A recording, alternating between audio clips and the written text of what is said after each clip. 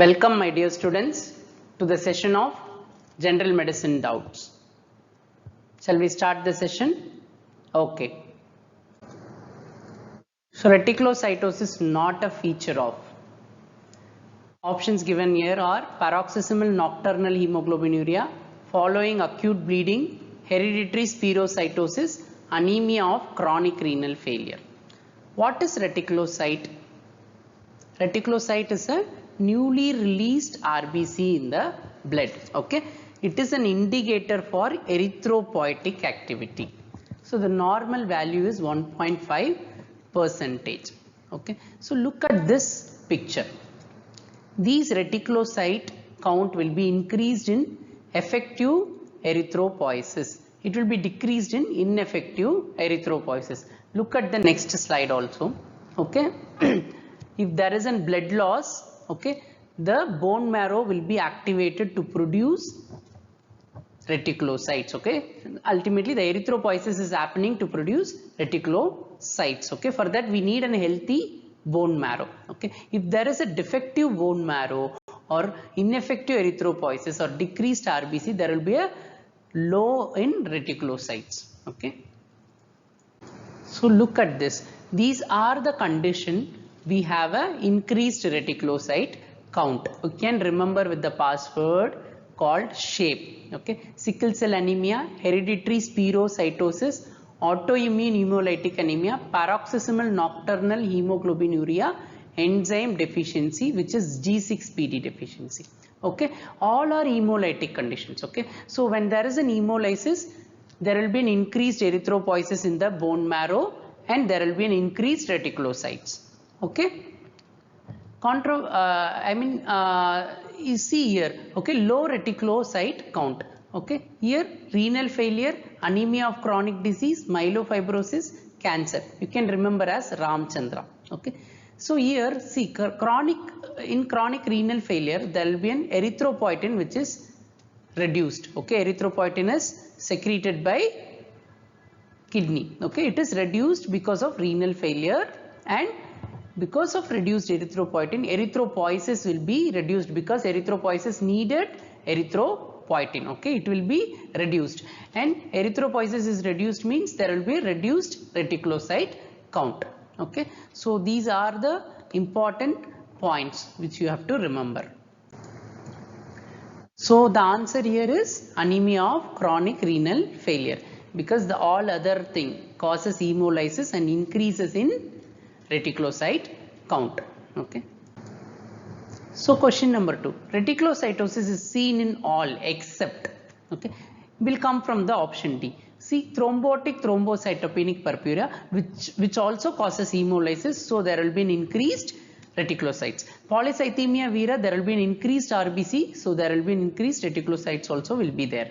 Okay, in blood transfusion, okay, blood transfusion may be used to treat anemia in certain conditions. Okay, so during blood transfusion the erythropoietin also will be transfused, so there will be an increased erythropoiesis. Okay, so acute blood loss, just now we have seen in the last question, following acute blood loss there will be an increased reticulocytes. How this will be answered here then? Okay, look at this slide. Okay, if there is an hemorrhage, there will be an erythropoietin production after 6 hours. Okay, and there will be an increase in reticulocytes only after 2 to 3 days. It will not happen immediately. Okay, so it will happen after 2 to 3 days. Okay, so the answer will be here is the acute blood loss. So question number 3, normocytic normochromic anemia is seen here. Options are hemolytic anemia, acute blood loss, chronic disease, all of the above. Look at this diagram. Okay, here there is a term called MCV. What is MCV? It is mean corpuscular volume.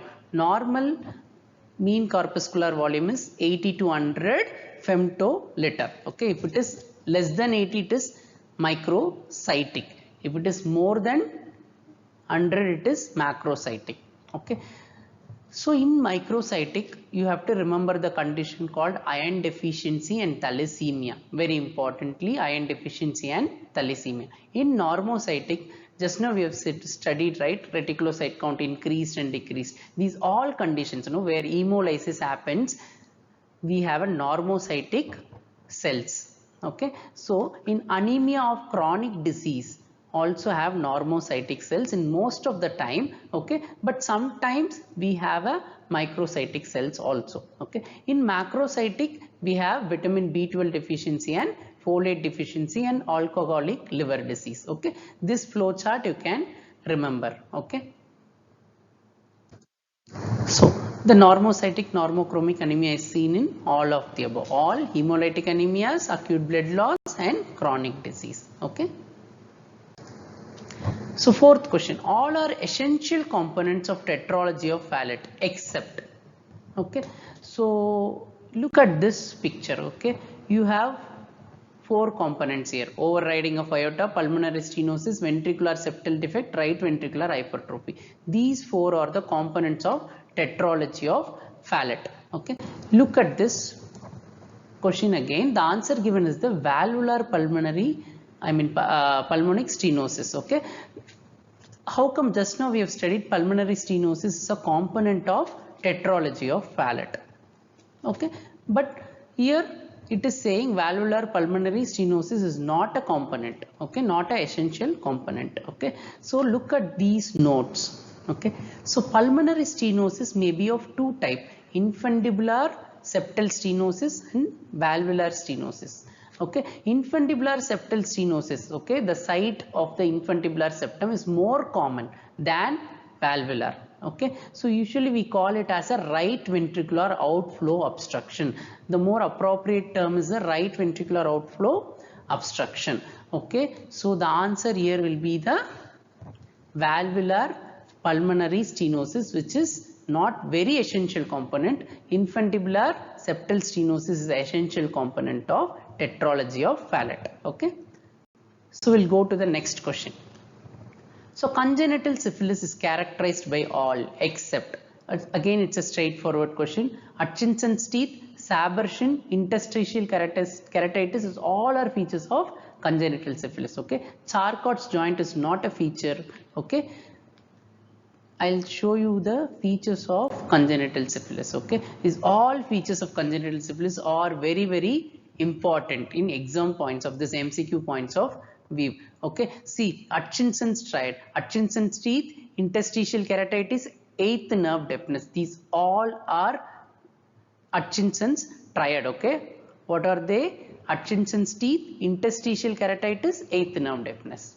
Okay, so Clayton's joint. Okay, it's not Charcot's joint, it is Clayton's joints. Okay, here you can see the options called points called Hygiemenakis sign. Okay, Hygiemenakis sign is the enlargement of sternoclavicular portion of the clavicle. Okay, and Schaber-Schin, which is the deformity of the tibia, which is anterior bowing. Okay, Ragates, saddle nose. Okay, these all are very important features of congenital syphilis. Okay, you see it is called Schaber-Schin. Okay, the bowing of the tibia, anterior bowing of tibia.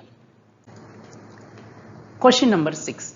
The organism that most commonly cause infective endocarditis is, okay, so the answer here is Streptococcus viridans. The doubt asked is why not aureus? Okay, look at these notes. Okay, organisms in infective endocarditis. Okay, so this acute endocarditis, infective endocarditis is divided into acute and subacute. Acute is very life threatening. Okay, it happens very immediately and life threatening. Okay, which is most commonly caused by Staphylococcus aureus. Okay, subacute is most commonly caused by Streptococcus viridans, which affects the previously damaged valve. Here it affects the previously normal valve, it is previously damaged valve. Okay, if it affects the prosthetic replaced valve, it is Staphylococcus epidermidis.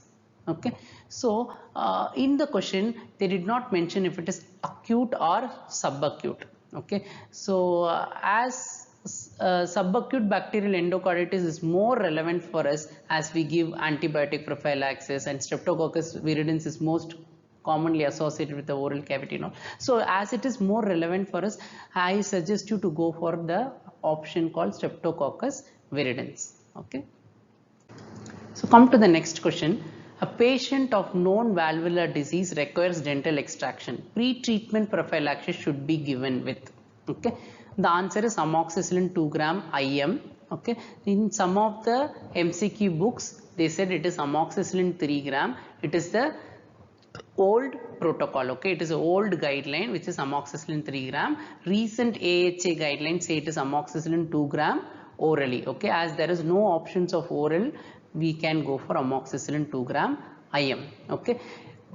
And one more thing, valvular disease doesn't require infective endocarditis prophylaxis as per recent AHA guidelines. I'll show you the guidelines. Okay.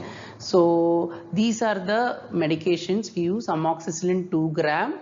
Okay. If not able to take oral medicine, ampicillin 2 gram. If allergic to penicillin, you can go for clindamycin or azithromycin. If allergic to penicillin and not able to take oral medicine, ceftriaxone. Okay, ceftriaxone 1 gram IM. Okay, very important, ceftriaxone 1 gram IM. Okay, or clindamycin 600 milligram IM.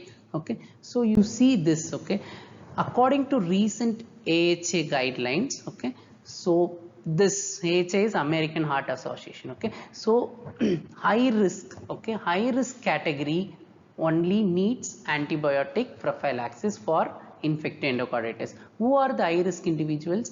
A previous history of infective endocarditis, a patients who have transplanted heart with valve disease, unrepaired cyanotic congenital heart disease, and a patients with prosthetic heart valve. These patients needs antibiotic prophylaxis. Okay, so moderate risk and low risk patients, no more antibiotic prophylaxis is indicated. Okay, so the dental procedures which includes manipulating gingival tissue, manipulating the periapical region of teeth, perforating the oral mucosa needs antibiotic prophylaxis. Okay, which does not include the routine anesthetic injections through non-infected tissue, dental radiographs, placement or adjustment of orthodontic devices. These things does not require antibiotic prophylaxis. Okay. Highly potent mineralocorticoid is, the answer is aldosterone. Okay, some of the MCQ book says it is fludrocortisone, but aldosterone is the answer. If they ask synthetic mineralocorticoid, you can go for fludrocortisone. Okay, so here see the tabular column.